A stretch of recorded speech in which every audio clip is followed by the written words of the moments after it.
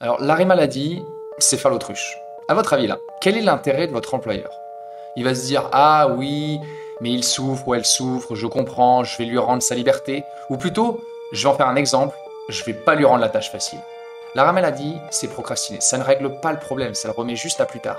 Alors, dans certains cas, souffler, c'est bien, mais tôt ou tard, il faudra affronter votre employeur.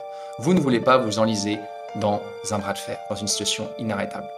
Ne cherchez pas comment vous mettre en arrêt maladie, comment vous faire licencier pour inaptitude, comment sortir sur une civière en faisant le tour des cabinets médicaux. Vous allez devoir vous confiner en espérant que les choses changent pour éviter les contrôles à domicile des salariés en arrêt maladie. Votre employeur a une obligation de reclassement en interne et ça peut durer 12, 18, 24 mois. Il peut donc faire traîner en longueur pendant que vous restez confiné chez vous. Pensez aussi à tous ceux qui sont réellement souffrants, sérieusement. Juste arrêtez, ce n'est pas bon ni pour vous, ni pour votre santé mentale, ni pour le conflit en sous-marin avec votre employeur.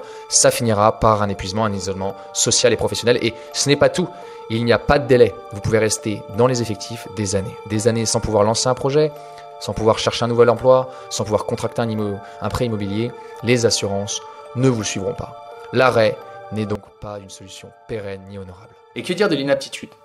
À votre avis, combien de temps ça prend? Et combien de dossiers sont acceptés? Comment va réagir votre employeur et vos collègues? C'est extrêmement long l'inaptitude.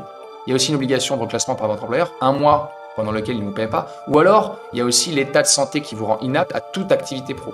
Avez-vous vraiment envie de partir dans un combat de longue haleine? Vous allez vivre dans la clandestinité puisque vous allez passer par le médical. Qu'allez-vous finalement penser de vous? Comment pensez-vous vraiment pouvoir rebondir après une inaptitude? Ça va être long, ça va être douloureux. Et le but étant de finir sur une bonne note, de tourner la page pour se projeter sur une nouvelle aventure. Comment voyez-vous les choses finalement?